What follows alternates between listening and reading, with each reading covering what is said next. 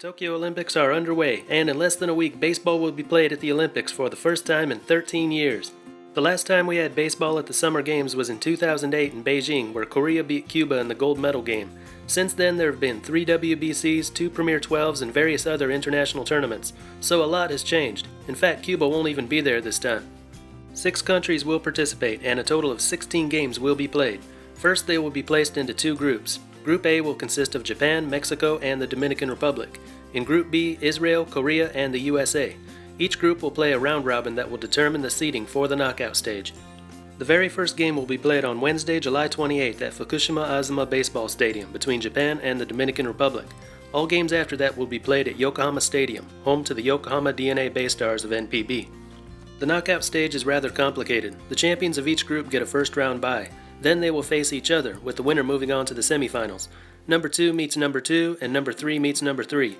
When the 2 third-place teams meet, the loser will be eliminated. For every other team, it's double or triple elimination. The rosters for these Olympic teams have more talent than we've ever seen at any Olympic baseball tournament.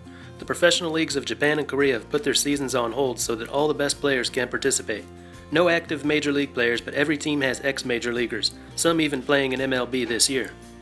Now let's take a look at what each country is bringing to the Olympics, starting in Group A with the host Japan. Japan automatically qualified as host of the Games. The national team, known as Samurai Japan, was last seen at the 2019 Premier 12, which they also hosted, where they placed first. And that is the primary reason for their number 1 WBSC world ranking. Every player on their 24-man roster comes from Japan's domestic league, NPB. As is usually the case with Japan, pitching is their strength. One notable absence, though, is Tomoyuki Sugano, a past member of Japan's WBC and Premier 12 teams. He twice won the Sawamura Award as the best pitcher in Japan, and almost became a major league pitcher last winter. He was on the original roster but withdrew a few weeks ago. Koyo Aoyagi is the ERA leader in NPB's Central League, with a mark of 179. Second behind him is 23-year-old Masato Morishita, the 2020 Rookie of the Year. The Pacific League ERA leader, and the one I would call the ace of Samurai Japan's rotation, is Yoshinobu Yamamoto, a 22-year-old right-hander with a 1.82 ERA through 113 innings, averaging 7 innings per start. Masahiro Tanaka was a Major League All-Star with the New York Yankees. Just last year he had a sub-4 ERA with the Yankees before returning to Japan. Kodai Senga has been the best pitcher in Japan over the last few years. He's got a fastball that tops out at 100 miles an hour, seen by MLB scouts as a potential ace for a Major League team. But he missed a couple months with injury and has had a rough time since returning. Yudai Ono is the reigning Sawamura Award winner. Last year he threw 6 complete game shutouts. And 21-year-old Kaima Taira set a new NPB record this year, 39 consecutive appearances without giving up a run, a streak that began on opening day and ended just a few weeks ago. These are the best defensive catchers from each league. Then in the infield they've got Tetsuto Yamada, a former MVP who is 3rd in Central League with 25 home runs. Shortstop Sosuke Genda, great defense but an average hitter. Hideto Asamura, last year's home run king. Ryosuke Kikuchi, Japan's number 1 defensive player. Last year he played in 106 games without committing a single error. Yamada, Asamura, and Kikuchi are all second basemen. Veteran shortstop Hayato Sakamoto has over 2,000 career hits and was the 2019 Central League MVP. 21-year-old third baseman Munetaka Murakami is second in the league with 26 home runs. In the outfield, Kensuke Kondo is known for drawing walks. Last year he had the league's highest on-base percentage at .465. Yuki Yanagita is the reigning Pacific League MVP. Masataka Yoshida won the batting title last year and leads all batters so far this year. And that is the 24-man roster for Japan. Japan is the number 1 team in the world, winners of the last major international baseball tournament. They have a lineup full of the best players in NPB, the highest level league represented here. And they're playing at home. Anything less than a gold medal would be a huge disappointment. Mexico won the bronze at the 2019 Premier 12, the highest among all teams from the Americas, and therefore qualifying for the Olympics. Most of their players are currently in the LMB, the Mexican Summer League. Several have played at the Major League level, one comes from NPB, and a couple of their pitchers played in Taiwan this year. The pitching staff is mostly relievers, so they'll be relying heavily on their bullpen. The best starter looks like it's Pablo ORAMAS, the top starting pitcher in the LMP last winter, and one of the best in LMB right now. Oliver Perez pitched earlier this season for the Cleveland Indians, his 20th season in MLB. Carlos Bustamante is second in the LMB with 13 saves. 10-year major leaguer Fernando Salas is 5th with 11 saves. Hector VELASQUEZ was a member of the Boston Red Sox pitching staff from 2017 to 2019. This year he had a 1.46 ERA through 14 games in AAA. A lot of good hitters in the infield. The most recognizable is ADRIAN Gonzalez, a 15-year Major League veteran, 5-time All-Star, and 4-time Gold Glove winner. He's been hitting well in LMB where he's batting .340. Last week he announced that he will be retiring at the end of this season. Efrain Navarro spent 6 years in MLB, ending in 2018. This year in LMB he's hitting .345, on base .472. Danny Espinosa spent 8 years in MLB from 2010 to 2017. This year in Mexico he's got a .917 OPS.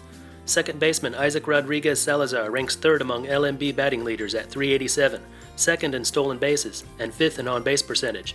First baseman Brandon Laird played in the NPB All-Star Series in Japan last week. He's tied for third in Pacific League with 18 home runs in 76 games. In the outfield they've got Sebastian Elizalde, batting .381 in the LMB right now.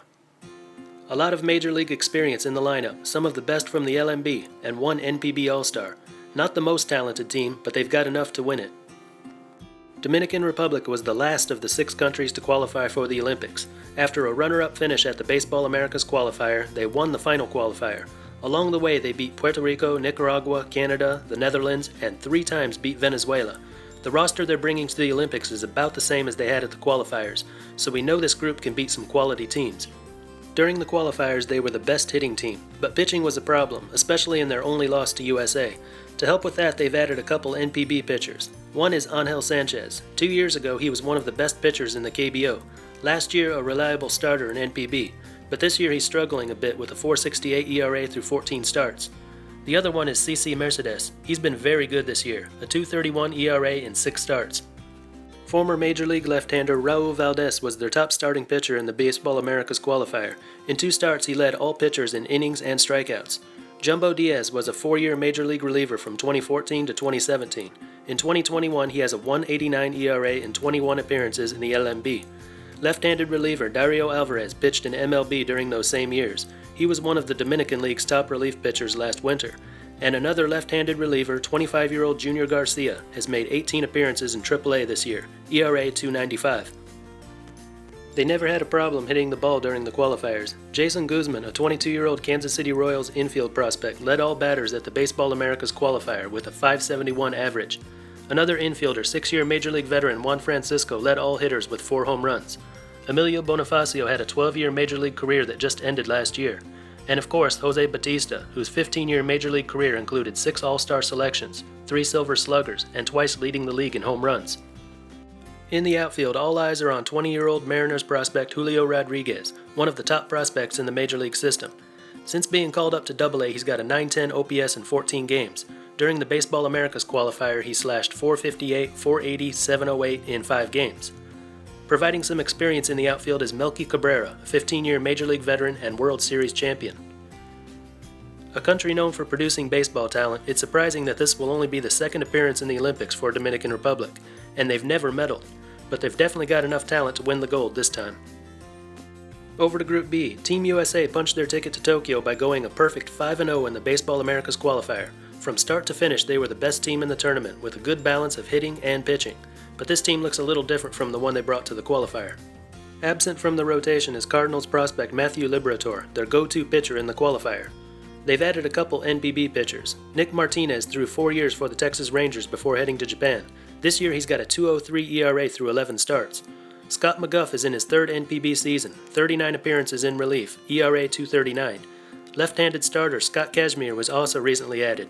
His 13-year Major League career, which included 3 All-Star selections, just ended earlier this season.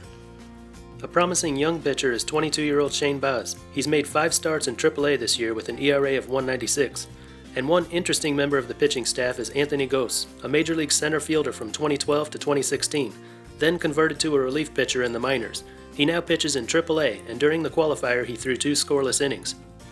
Their top hitter during the qualifier was outfielder Luke Williams. He's no longer on the roster since he was called up to the big leagues. They've since added Tyler Austin, an NPB All-Star outfielder who's got 19 home runs this season. Catcher Tim Fedorovich brings 8 years of Major League experience to the team. He last played in 2019. 2-time All-Star infielder Todd Frazier was released by the Pirates earlier this year in his 11th Major League season. 14 of the 24 players on Team USA's roster have played at the Major League level. The other 10 are up-and-coming players that will probably reach the big league level in the next year or so. It's the right balance of experienced leadership and young talent that can take this team to the gold. Korea made it here with a runner-up finish at the 2019 Premier 12. Just as they did then, they will bring an all-KBO roster to the Olympics, with a strong emphasis on youth. 8 of the 24 players are rookies. In the past couple weeks, there have been a few cases of KBO players holding private parties in violation of COVID guidelines, resulting in 2 of the Olympic members being replaced, 1 infielder and 1 pitcher, but not big enough losses to have too much effect on the team. Tae In-won has been the top domestic starting pitcher in the KBO this year, with a 2.54 ERA and a league-leading 10 wins. Won Jung-choi is another good one, a 2.80 ERA and 15 starts. Closer Sung Hwan-oh is the KBO saves leader. He previously pitched in MLB and NPB and was a member of Korea's 2008 Olympic gold medal team. He is the replacement for Hyun Hee-han, who withdrew from the team 2 weeks ago. A lot of good hitters for Korea. The KBO is more of a hitters league and they're bringing all the best. Catcher Lee Ji-young has been one of the KBO's best hitters over the past few years. Right now he's got a league-leading 20 home runs, a 1.111 OPS, and the league's second-best average at .348. First in batting is 21-year-old first baseman Baek Ho-kang, who's batting .395, on base .492. 22-year-old shortstop Hae-sung Kim is the KBO's top base stealer, 29 steals and only caught twice. Second baseman Min-woo Park is the other player that had to withdraw from the team. Oddly, he was replaced with a pitcher, a rookie left-hander named Jin-uk Kim. In the outfield, HYUN-SOO Kim, a major league hitter a few years ago, brings some age and experience to the lineup. Surprisingly, Shin-Soo Choo wasn't selected to the team. After 16 years in MLB, he joined the KBO this year, where he's tied for 10th in home runs. But they won silver at the last Premier 12 using an all-KBO team full of young players. No reason to believe they can't do it again. Last we have the oddball, Team Israel. They got here by winning the 2019 Europe-Africa qualifier, upsetting teams like the Netherlands, Italy, and South Africa to qualify for the Olympics. Though they do have the advantage of using mostly dual citizens who grew up playing ball in the US, they were still not expected to win in the qualifier and will be huge underdogs in the Olympics. 4 members of their pitching staff have reached the major league level, but 3 of them didn't appear in more than a few games. Josh Zeid is the exception. He appeared 48 times for the Houston Astros in 2013 and 2014. 26-year-old left-handed reliever Jake Fishman has not reached the majors yet, but he has a .386 ERA and a 1.0 WHIP in 35 innings at AAA Jacksonville this year. Behind the plate, Ryan LAVARNWAY brings 10 years of major league experience, last time with the Cleveland Indians earlier this year. Plenty of experience in the infield. The biggest name of all is second baseman Ian Kinsler, a 14-year major league veteran who just retired in 2019. A 4-time All-Star, 2-time Gold Glove winner, and a member of the 2017 USA WBC Championship team. Danny Valencia was an MLB infielder from 2010 to 2018, a decent hitter with some power. Ty Kelly played in Major League from 2016 to 2018 and is still producing today, with a .337 on-base percentage in AAA. No big names in the outfield. Blake Galen reached the AAA level in 2019 and now plays independent ball. Not a country you'd expect to be here, but they do have some experienced players to provide leadership. Still, it will be surprising if they win any games at the Olympics. And that's why I'm picking Israel to finish last. A lack of young stars, older players who haven't taken the field in years, and some who never even played in the minors. Definitely looks like a last-place team. 2 through 5 can finish in any order and it won't surprise me. I'll pick Mexico for 5th. If they can medal, it'll say a lot for the LMB since most of their players are coming from there. But I don't think what they're bringing is quite as good as what the top 4 has. Number 4, USA. You'd probably expect them to be much higher, especially considering how well they played in the qualifier. But they're not playing at home this time, and they're missing some important pieces from that qualifier team. 3, Dominican Republic. Their only loss in either qualifier was an 8-6 loss to the USA. Watching that game, it felt to me like if they played 10 times, each team would win 5. USA won the qualifier, so I say it's DR's turn now. Number 2, Korea. Korea usually performs well in these sort of tournaments. They've got the best from the KBO, and I think they've got the right idea by going with a younger team. And for number 1, the obvious pick is Japan. With their lineup, it'll be shocking if they don't win the gold. Anything can happen on the field, of course, but when it comes to overall talent, they're ahead of the rest. That's what I think. Let me know what you think down in the comments. That's all for this one, and until next time, this is Baseball International. See ya.